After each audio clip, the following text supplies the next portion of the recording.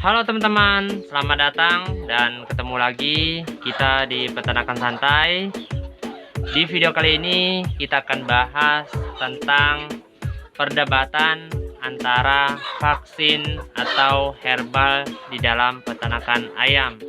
Sebelum saya memberikan contoh apa yang terjadi dengan ayam yang sudah divaksin lengkap dan apa yang terjadi dengan orang yang bersikeras bahwa mereka tidak akan menggunakan vaksin dan mereka hanya menggunakan herbal. Di sini kami tidak mempunyai lab, jadi kami tidak bisa berbicara lebih jauh tentang data-data. Di sini saya hanya berbicara atas pengalaman yang saya alami di peternakan saya dan pengalaman yang dialami oleh teman-teman di sekitar saya. Berbicara vaksin atau herbal di dalam peternakan ayam, ada 2 poin penting yang harus kita ketahui. Di sini bukan maksud saya buat ngajarin teman-teman. Jika teman-teman ada kritikan atau masukan, jangan segan-segan untuk tinggalkan pengalamannya dan masukannya di kolom komentar. Di sini saya yakin saya juga harus banyak belajar dari teman-teman. Di sini mari kita sama-sama belajar. Semoga apa yang kita belajar di sini bisa bermanfaat bagi peternakan kita dan orang lain. Kita sebagai peternak, saya pikir kita tidak perlu mendebatkan lebih baik vaksin atau herbal di dalam peternakan ayam. Memang tidak bisa kita pungkiri bahwa semakin banyak perbedaan, maka di situ semakin banyak hal baru yang bisa kita pelajari. Penggunaan vaksin atau herbal di dalam peternakan ayam, yaitu tadi ada 2 poin penting yang harus kita ketahui. Pertama, kita sebagai peternak tentu kita ingin ayam kita dari DOC hingga ayam kita masuk ke pasaran, ayam kita akan selalu sehat-sehat. Dan poin kedua adalah banyak perdebatan bahwa penggunaan vaksin adalah termasuk bahan kimia. Mungkin kita berbicara tentang kesehatan dari ayam tersebut untuk orang yang mengkonsumsinya. Di sini saya mau memberikan sedikit pandangan tentang poin pertama dan saya akan memberikan contoh apa yang terjadi dengan peternakan yang menggunakan vaksin atau herbal. Dan saya mau bilang teman-teman, ada satu teman saya, dia bekerja di BPTP provinsi dan kebetulan di sana dia bertugas untuk mengurus tentang ayam. Pada saat saya bertanya kepada teman saya yang bekerja di BPTP, tentu teman-teman ketahui bahwa BPTP itu adalah yang mengurus di bidang pertanian atau peternakan ya. Jadi otomatis mereka di sana menggunakan teknologi dan medis yang melalui penelitian. Jadi bisa dikatakan bahwa mereka menggunakan full vaksin teman-teman ya. Apa yang terjadi dengan ayam mereka di sana teman-teman? Pada saat saya bertanya kepada teman saya tersebut, saya bertanya, jika terjadi penyakit mati massal ayam kampung, apakah di BPTP berpengaruh? Apa yang teman saya jawab pada waktu itu? Dia mengatakan bahwa ayam yang di BPTP tersebut pernah beberapa kali terserang penyakit tersebut. Dan apa yang mereka alami? Pernah beberapa kali juga mereka mengalami kematian hingga 70% teman-teman. Dan apa yang dia lakukan pada belakangan ini teman-teman, jika penyakit ayam tersebut kembali menyerang?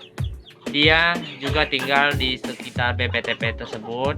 Jadi dia mengatakan bahwa jika penyakit ayam tersebut sudah menyerang di perkampungan di sekitar BPTP tersebut, yang mereka lakukan di BPTP adalah mereka menjual ayamnya teman-teman ya, dengan skala cukup besar ya. Biasanya itu yang mereka lakukan. Dan bagaimana yang terjadi kepada teman saya yang menggunakan full herbal dia tidak mau memvaksin ayamnya. Juga sama teman-teman ya, jika penyakit menyerang dengan keras, dengan cepat, dengan besar, juga ya mengalami juga teman-teman ya serangan tersebut, bahwa bisa mengalami juga kematian di dalam kandangnya teman-teman ya. Itulah hal-hal yang terjadi sebenarnya teman-teman. Jadi bagaimana caranya peternak bisa tetap maju, peternak bisa tetap memproduksi ayam, tidak mengalami kerugian, tidak bangkrut. Di sini kita hanya berbicara hal yang masuk logika saja teman-teman ya. Mungkin kalau segala sesuatu yang tidak masuk logika itu adalah rahasia yang kuasa, jadi kita tidak bisa melawannya teman-teman.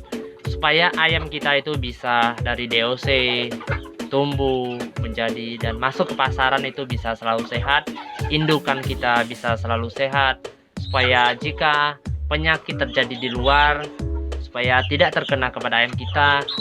Yang perlu kita lakukan saya pikir adalah pencegahan teman-teman ya. Jika penyakit itu sudah masuk dan menyerang sebagian besar ayam kita, maka kemungkinan besar sudah cukup susah untuk menanganinya teman-teman ya. Yang biasa saya lakukan di peternakan saya, jika saya sudah mendengar bahwa di sekitar saya sudah ada ayam-ayam yang terserang penyakit, yang saya lakukan adalah secepat mungkin saya mencegah teman-teman ya. Di sini saya memberikan sedikit catatan bahwa menurut saya jika kita beternak ayam ingin berkembang menjadi peternak besar, kita harus mengkarantina ayam kita di dalam kandang. Jangan sampai dia terlepas keluar dari kandang teman-teman ya. Itu bahayanya penyakit jika ayam diumbar.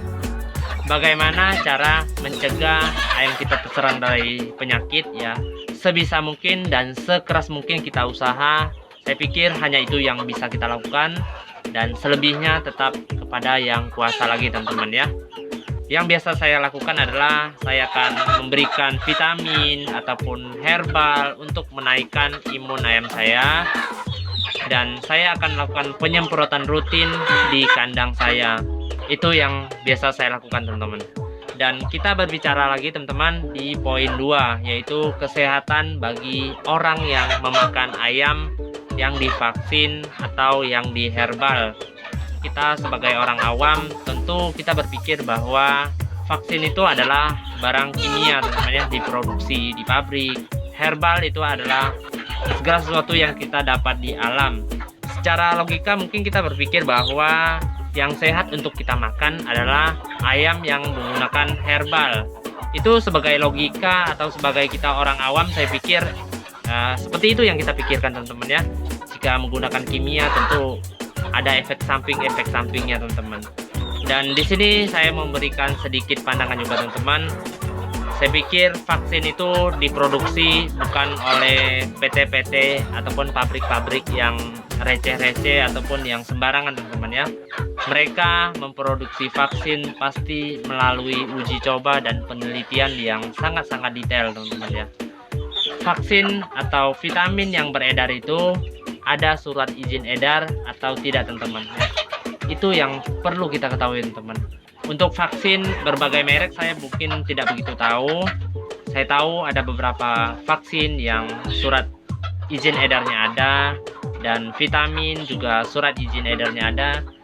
Tidak mungkin juga vaksin yang berbahaya akan diberikan izin edar.